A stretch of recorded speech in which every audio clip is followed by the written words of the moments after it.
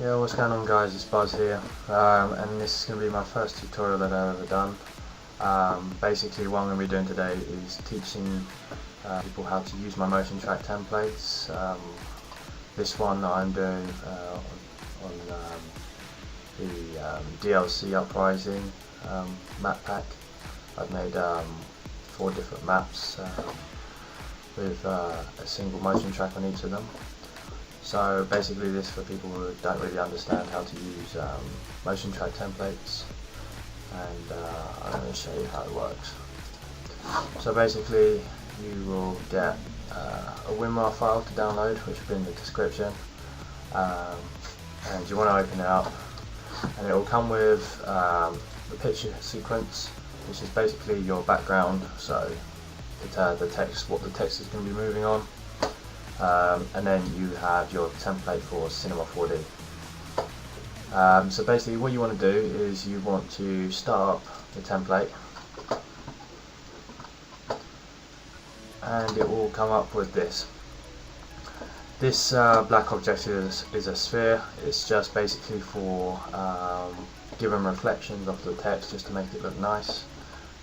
So I highly recommend these, they look really nice.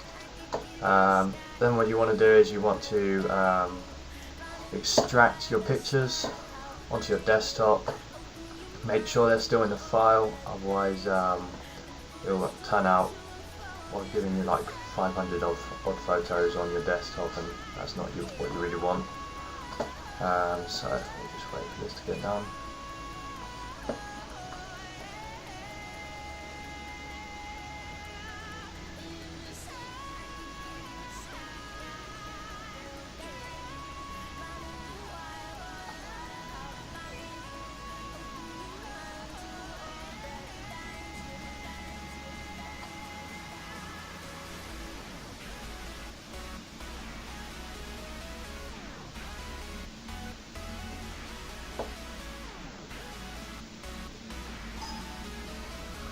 So basically when that's done, what you have to do is go into Cinema 4D, and you're going to want to make a new material.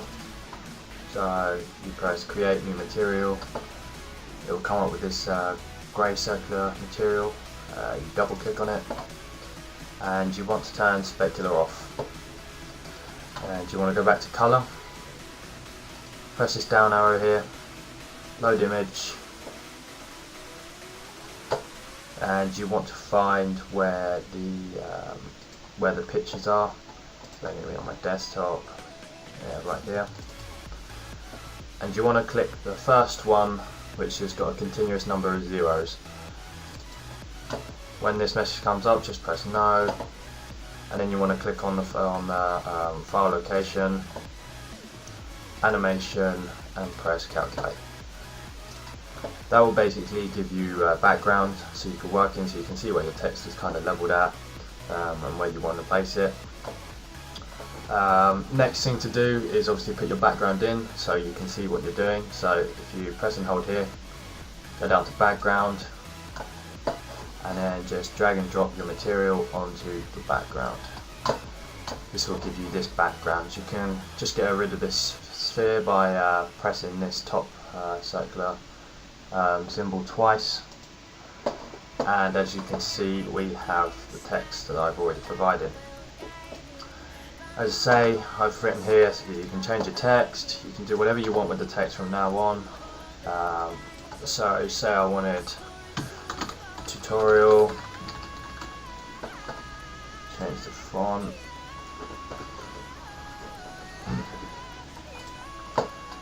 There we are. And you can add your materials on if you have a material pack. I'd recommend them highly. Using reflections is really good as well. Once you've done this and you're happy with your text, what you're going to want to do is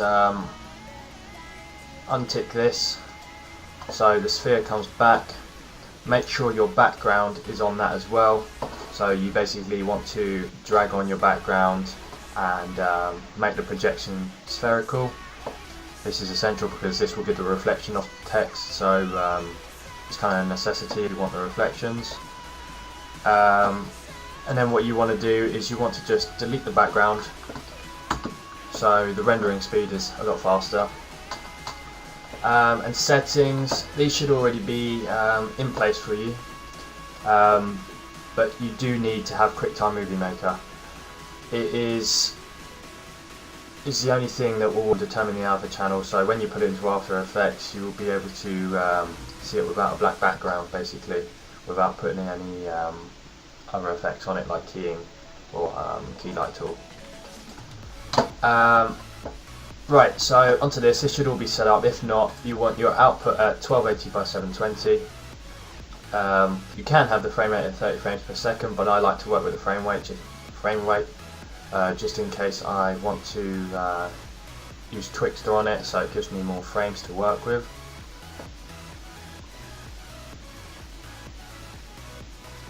I don't know what happened there. I think it just changed. And then you want to have anti-aliasing, geometry. It just speeds up the render a little bit, so it's not going to take a long time. Text still looks good, but if you want really down to detail work, just change this to best, this to 2x2, and just leave that the same. Leave all this the same, and the same with global illumination, and just leave it like that. If you want to put ambient occlusion on it, depends what kind of computer you have. As I say, my computer's not that good, so I'm not going to put ambient occlusion on. It slows down the render a lot, but it gives it a lot of vibrance, a lot of depth of shadow, so it's quite a good quite a good thing to have on your motion track, but I don't use it, so there's no point in me sticking that on. Okay, so basically when you've done that, you just want to hit render and let it finish doing its render. Once that's done, it will come up with a file like this. And basically this is a file that can't be run in Media Player, but it can be run in something like VLC Media Player. I don't know why, but Windows Media Player doesn't support the format for it. You can use QuickTime Player. As I said, you want to download that straight away, otherwise you won't be able to subtract the alpha channel. So yeah, what you want to do after that is you want to open up After Effects, and you want to get the image sequence. So hurry up. So if you just make the image sequence come in, so drag it as a folder, don't drag it as a separate image. So I've got a folder here, just drag it and drop it here. It will create an image sequence. Just drag this into a composition, and then what you want to do is import your text, which is here.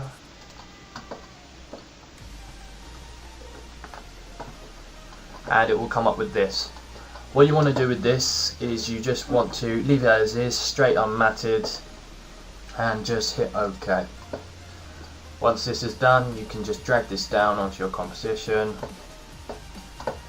and this should work out just fine. Let me just get this up a little bit. There we go. It's just because the frame rates have gone different with the pictures. I normally do it with video files, but obviously the video file isn't on the motion track pack, so you just want to make your text 200 stretch. You can find this by toggling with this tool down here. Anyway, This will basically just slow down the text so it's in time with the images. And yeah, so once you've done that, your text is then officially onto the background. There'll be no movement because I've motion tracked it precisely.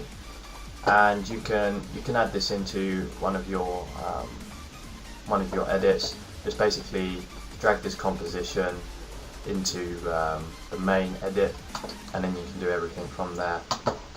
But this has just been a quick video just to show you how to basically use my motion track templates, and I hope you enjoyed it. And I'd like you to give me a like and a comment if you could.